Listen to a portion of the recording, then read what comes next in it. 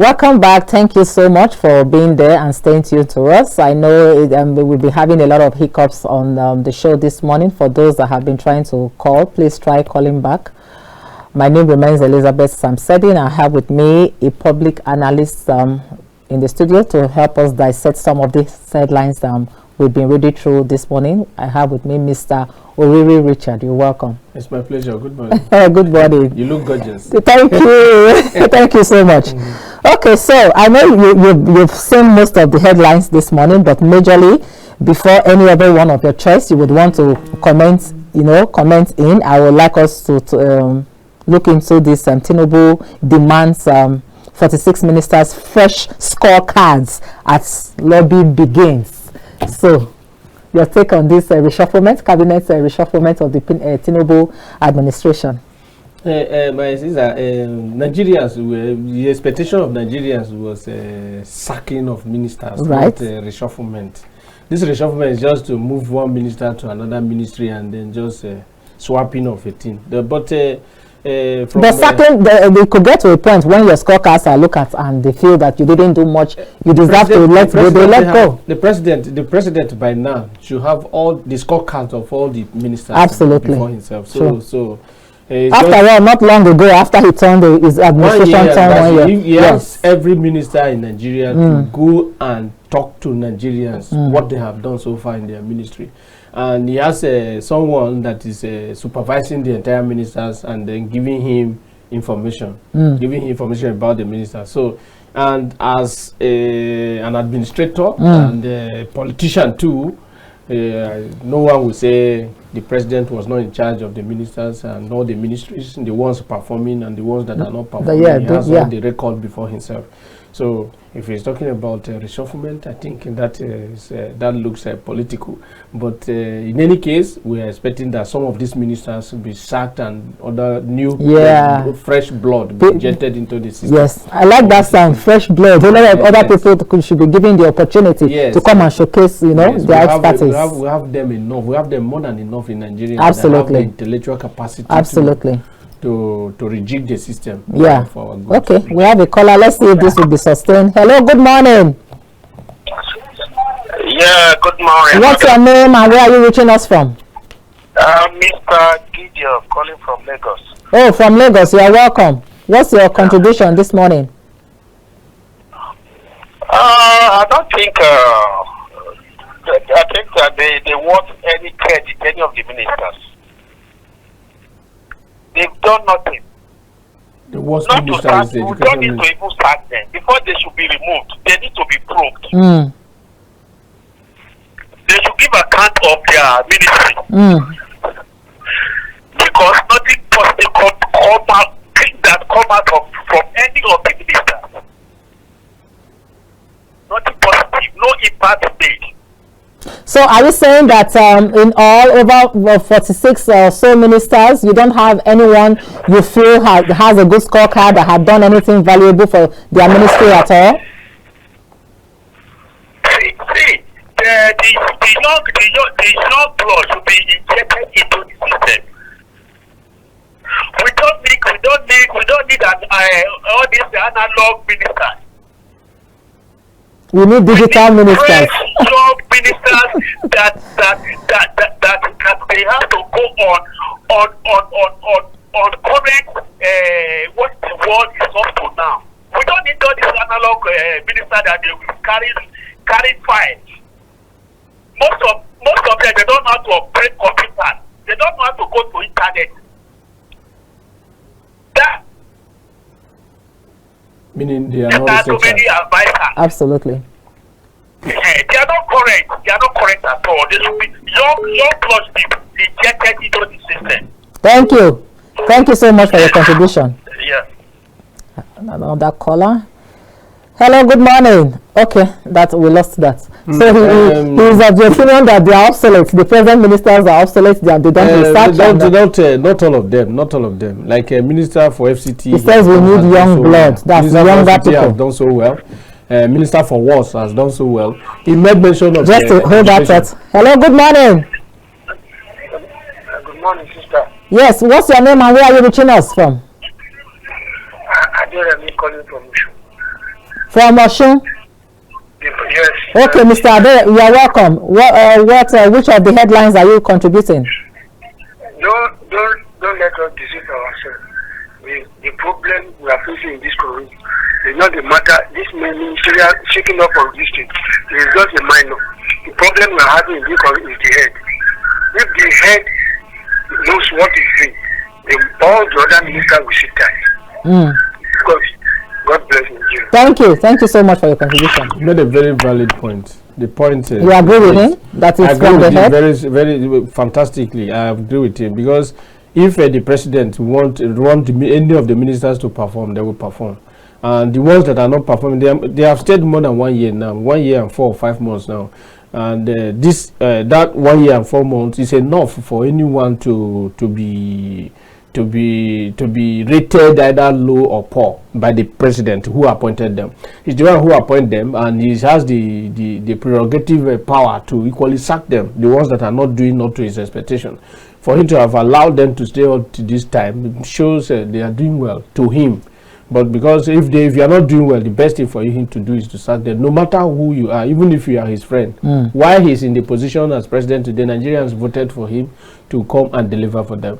And if you see that the ones you have hired to help you perform these duties, they are not doing well, the best thing, you remove that person and replace the person. Do you think, like the last caller, the previous caller said, he made mention of a minister for education. Education has done so poorly. You also made mention that Minister of Works have done very well. Minister of Works, a lot of people disagree with you. Minister of Works has done very well. I know people that feel he's the worst minister so far. A lot is going on across Nigeria. But are you aware that he hasn't been giving out contracts as far as roads? No, the president gave them directive. According to him, he said there are no new contracts. That's old contracts. He has to finish with those ones, and he has gone round to inspecting those roads. So how well has it done? Because people are complaining that major roads, all right, that lead to major cities in Nigeria are in a very terrible state right now. It's not his fault. That is why. Don't you think that's because they are not working? That is why. No, he's working, but he cannot just go ahead to say,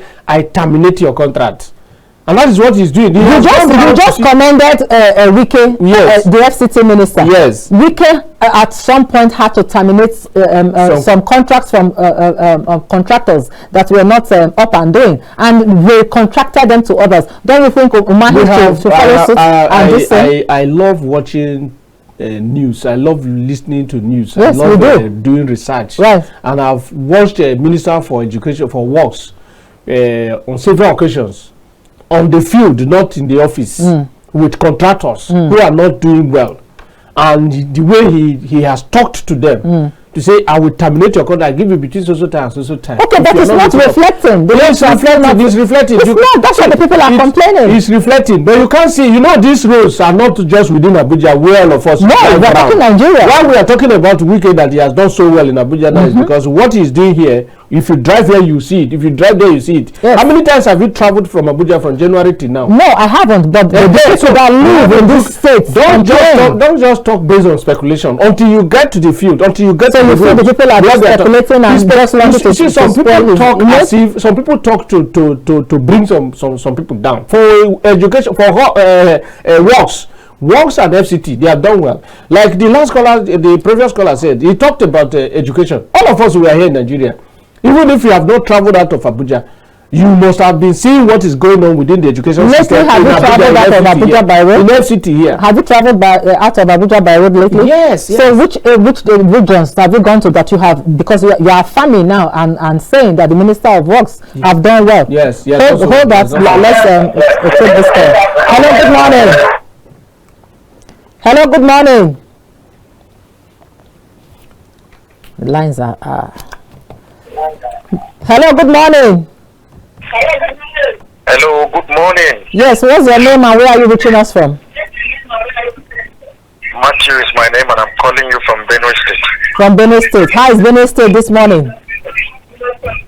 Benue State is cool and calm. Okay, what's your contribution? I want to throw the line of my brother on the studio there. Okay. if you want to give a scorecard to the ministers, now ask yourself, who is the Minister of Agriculture? Can you tell me the name there? As a journalist, who is the Minister of Agriculture? Who is the Minister of Agriculture? I can't even remember his name right now. Facts. God bless you. Now we are in the classroom now. Thank God you are scoring this yourself. I am actually. Now let's progress now. We can go on and on and on. Honestly speaking, the government is wasting a lot of money paying these guys. They're employed or selected or brought in to hold some of these big offices you said the other time. Now let me tell you, ladies and gentlemen, these ministers, if you go to Abuja where you live, some of them don't even go to their office for a whole month. Very correct. Do you know why? They have nothing to do. They have no plans to develop that ministry or that sector they are asked to head. Now, the reason why some of them were given these positions was just to settle them for the political, whatever they did in the past election. I want to settle you. You do this for me. I'll give you this. Or you. That is the mindset most of them came in with. So how do you perform where all you know is that you were settled because of your Okay, so please try and round up your talk now. Let me round up. Yes, yes, please. Let me round up now. Now, kudos to Minister Wike. Kudos to the Works Minister too. What they are doing is practical and everybody is seeing. Thank you very much. We are not asking the president to reshuffle. We are asking the president to replace. Thank you. Thanks for your thoughts. I completely align myself with him. And the ministry he picked out of the 40-something ministries, that is a ministry of agriculture. Not just agriculture and rural development. That ministry is too large. That ministry is direct to our problem. Yeah, absolutely. You understand? Like the other day I was talking on this channel, I said, before this present administration impact will be felt at the rural areas, is when federal government choose to select at least 100-kilometer roads. Hello, good morning. Across the 774 local government areas. Hello, good morning. Hello, good morning. What's your name and where are you reaching us from? Yes, my name is Kim John calling. Where are you calling from? I'm calling you from Abuja. Abuja. Please, very quickly, with your thoughts. Yes. The man in your studio, he made a very valid point here. And I align with him that the only meeting and the measure of work, even on your station, that we know that they are even doing at least 50% performance. I don't know the last time we heard about the Minister of Niger Delta. I don't know whether there is any minister for Niger Delta. There is. I don't know. I'm not sure because there is, and his name is Abubakar Momo. From the Niger Delta area. This is the first time that we don't hear about anything about Niger Delta. Because when Gosu Lababio was Minister of Niger Delta, we used to get some information, some news that is happening there. The Minister of Agriculture has performed woefully. The Minister of Water Resources, I don't know, all these dams, everything. That man is supposed to be the first person to be sacked. Okay, thank you. Minister of Water Resources. Thank you for that thought. They need to be shown the way off. Thank you very much for time's sake. Thank you. Hello, good morning. Hello, good morning. Please, can you turn down the volume of your TV set?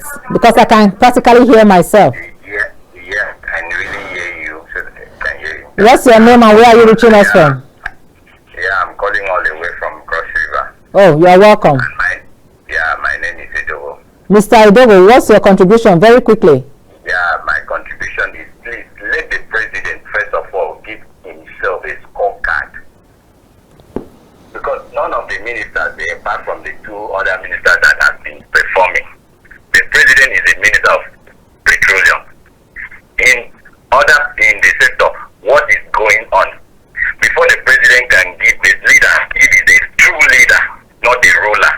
He should first of all give himself a scorecard. Noted. Before reshuffling or before replacement. Thank you. Thank you so much. You agree with that? Yeah, I agree totally with him, because why the president should first give himself a scorecard is that all these ministers we are talking about discussing, they are his appointees. Yeah. And again, in democracy, the responsibility is not collective. The responsibility is individual responsibility. It is. And no matter what they are doing in their various ministries, it's the president that all of us will channel our hand, our attention to. So absolutely. That whatever that have gone wrong in any ministry is the president that have done it wrong, not the minister. So for him to, if he has that in his mind, that any problem coming from any ministry, it is me that the responsibility, because we are the one. If we are talking about Buhari now, we are saying Buhari administration, not any minister under his administration. Yes. What's your name and where are you reaching from? You are speaking to Ali Umar Shamaki from Nasarawa State. Welcome. How is Nasarawa this morning?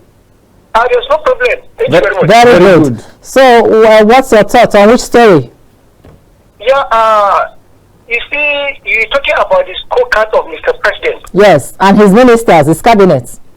Yeah, with this kind of situation that is going on, can we rate his scorecard? To me, it's no. Because reshuffle the minister or no reshuffle the minister will not solve the problem until he go back to what Nigerians want. What does Nigeria want? He should revise the pump price of petrol. That's all. If he done that, I believe in you can be able to raise his scorecard, because it's as a result of this pump price, everything has turned upside down. Yes, everything is affected. People are dying in hunger, starvation, insecurity. Yes. It's very unfortunate. So to me, there's no any rate of scorecard before him. Thank you very much. God bless you. Thank you. Okay. Actually, hello, good morning. Hello, good morning. Yeah, good morning. Please turn down the volume of your TV sets and then respond back to me, please. Yeah, I'm Gideon. Hello, good morning. Where are you calling from, Mr. Gideon? I'm calling earlier on. Oh, okay. Okay. Very quickly, please, 30 seconds. That's what I want to chip in. You know, in those days for our father who to put us into any school, if they see you that you are performing low, they will go to the higher school, the best school that they will put you. That is the scorecard of that very school. Now, how can Mr. President say you want to the scorecard of the minister? Before you can highlight the scorecard of any minister, let's know the scorecard of the Minister of Petroleum. Let him give us the account, the breakdown of his achievement concerning petroleum, and the Minister of Agriculture and the Rural Development. You can, if it starts there, we are not. It's not being justified. Yes, the scorecard should start from Ministry of Petroleum. Thank you. Thank you very much. For the Minister of Petroleum, yes. Thank you.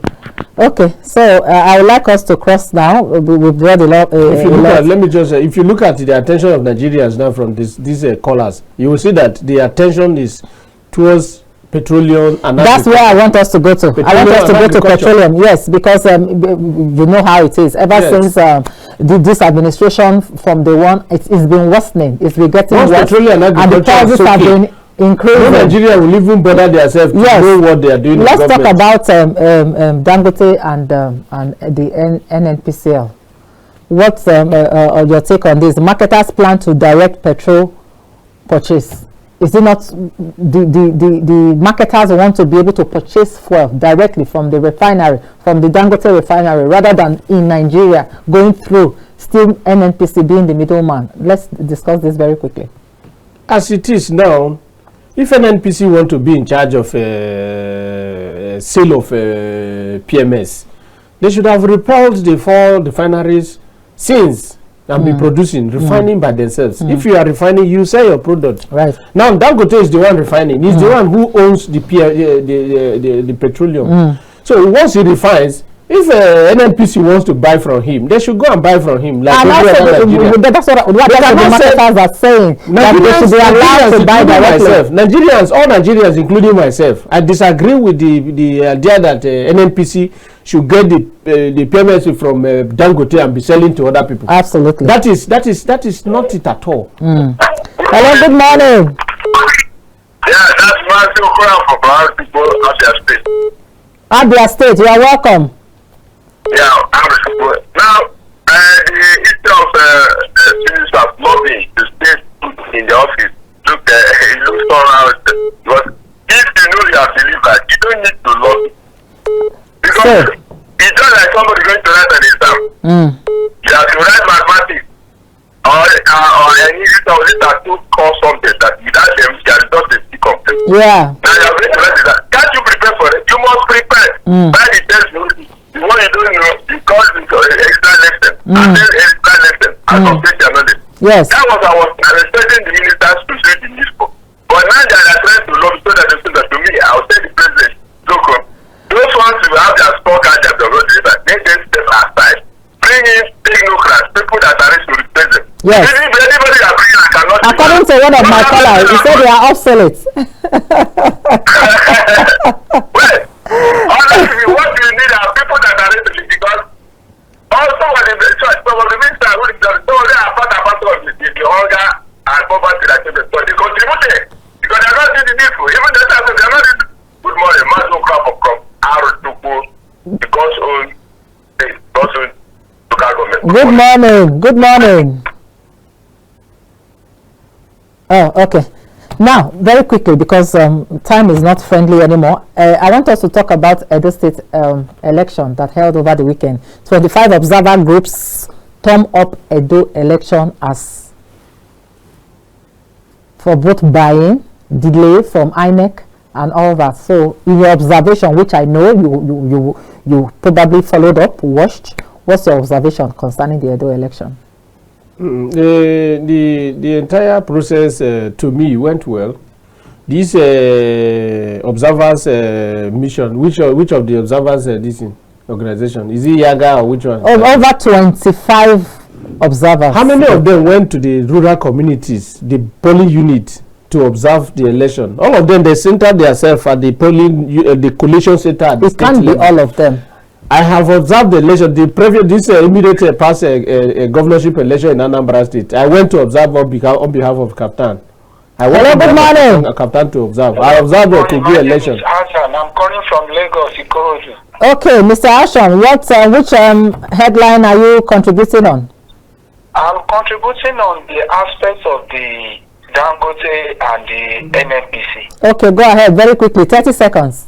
Yeah, why are we just doing this kind of a thing to ourselves in our country? This is our country. We have been clamoring all this while for Oriri refinery or Kaduna refinery, that one of these should start working. Yes. So that we can have a less demand on purchasing of PMS from outside country. Purchasing of this PMS from outside country is what highly, from my side, is what that is affecting our dollar, is affecting our currency, because those people that are going outside to go and say they want to go and buy a PMS and bring it here to come and sell, are the one high for dollar.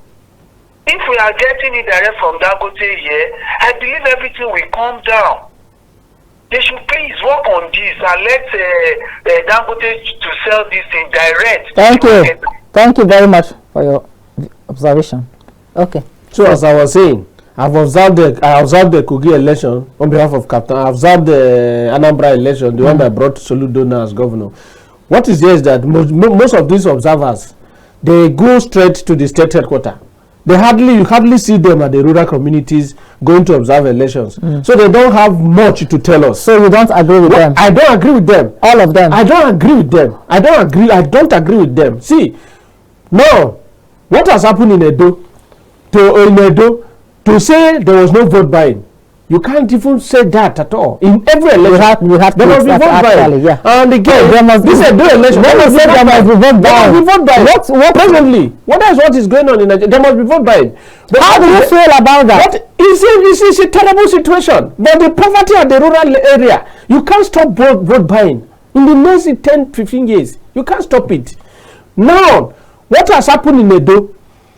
From before the election, I said it, that you cannot clearly come out to say this party is going to win. Do you agree that the Labour Party was rigged out?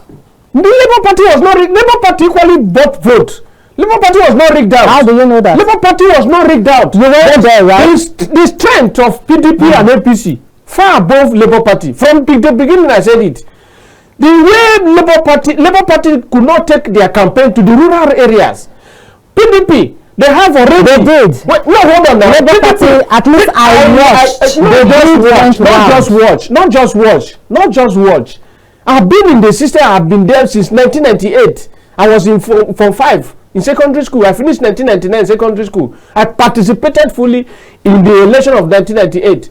That brought Bobrisky. But now, Labour Party did not have the money to buy votes like the people. They don't have the money to buy votes. So therefore, they could not go down to. No, they could not. Labour Party campaign was a sole arrangement of the candidate of the party.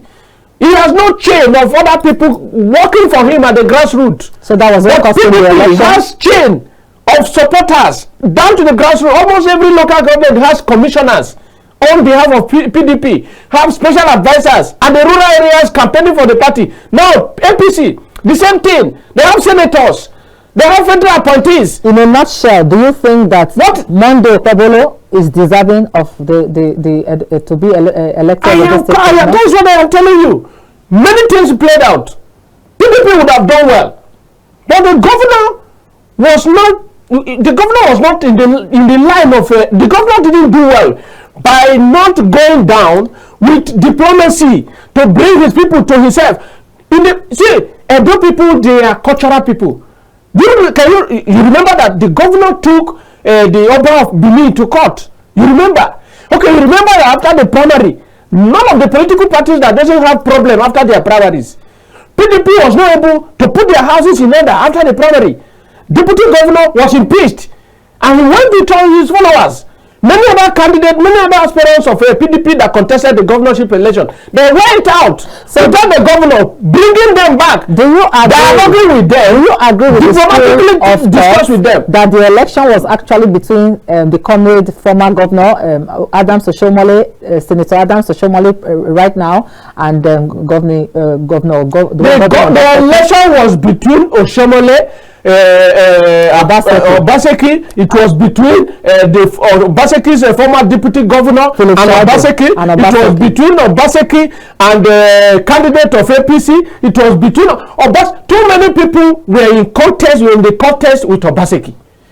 That's why I said he was supposed to use diplomacy to dialogue with people, resolve issues with people across board. But he was on a high heel to say, I can win because I am the governor. It doesn't work that way.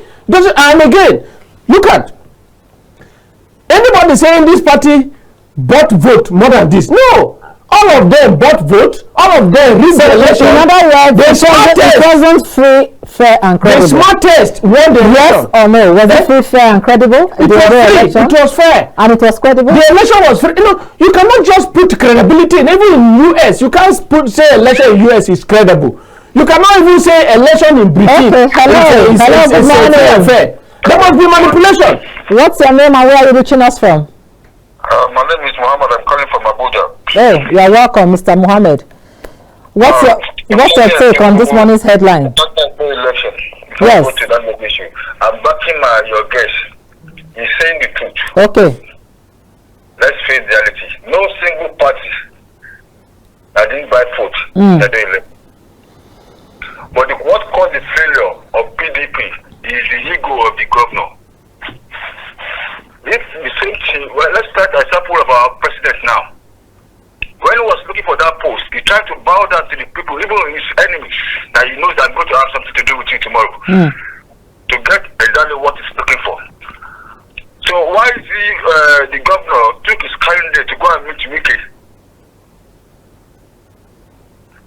UK told him, okay, there's no way. I'm not going to give you support because you are a betrayer. We have betrayed me once. I cannot allow you to betray me again. So he is one that caused the problem of PDP in that election. Just like Oyo State now. If they're having election now, if PDP lost election in Oyo State now, they will be putting the blames on APC. Because of what is the present governor is doing now is causing problem for the party now. Because people are not happy with him. There's no candidate that are going to bring that going to support. Thank you for your thoughts. So now to the refinery man, if you can give me just 1 second. Go ahead. 10 seconds. They will not allow you to work. Starting from Obasanjo. If our refinery to work, let's call Mr. President from Mr. Obasanjo to the present president. Then we will know the solution to the problem. Thank you. Okay, very quickly, because I really want us to touch on this story before we round up. On the panic in 11 states as release of water from Ladoja Dam begins. And it is recorded that in some communities, a lot of people are like not following instructions for not just not following instructions. Relocated. We lack governance at the state level. Our leaders, they don't take proactive measures. Yeah, in tackling that's actually the challenge Nigeria has. But they will wait for the problem to come. They will see them running head-to-skater looking for how to siphon public funds. No, in all the states of the federation, they have an emergency department ministry. They have a ministry for water and salting resources. Yes. In all the states of the federation. Some of these people building in the waterlogged area, even water bank area. If you go to Benue State now, most of the building from River Benue Bridge down to Benue State University, going to Boko Road, they all built on water bank area. Why will the state government not stop or relocate such people to another safer place? All this why they will still leave them there next year. If water comes now, they will say water has destroyed their homes. Killed people. They are supposed to be relocated, and you don't allow any other person to go to that session again. It's the same thing. If you go to Kogi State, so part of Niger State, it's the same thing. It's the same thing. Yeah. We have enough land. Not vast land on government spaces in Benue State that you can evacuate these people, use the resources of the state, build new houses for them, take them there. So in 30 seconds now, what would you tell the government to do concerning this the flood coming up, the Ladoja? They have nothing to do because September is ending now. If we enter October now, it's dry season. If they release the dam, which has been released, there is nothing they can do. There will be damages. And the best thing to do is that before the dam is released, let them evacuate these people. Okay, you are my last caller for this morning. Your name and where you're reaching us from? From where? Oshogbo, 10 seconds because we are coming to the end of the show. I agree with Mr. Richard on matter of obesity. Okay.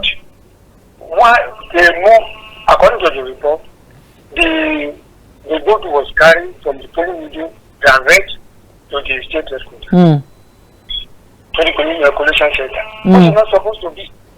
Secondly, they did not allow the agents of the PDP to enter that particular place. That was what forced obesity to go around 3 a.m. in the morning.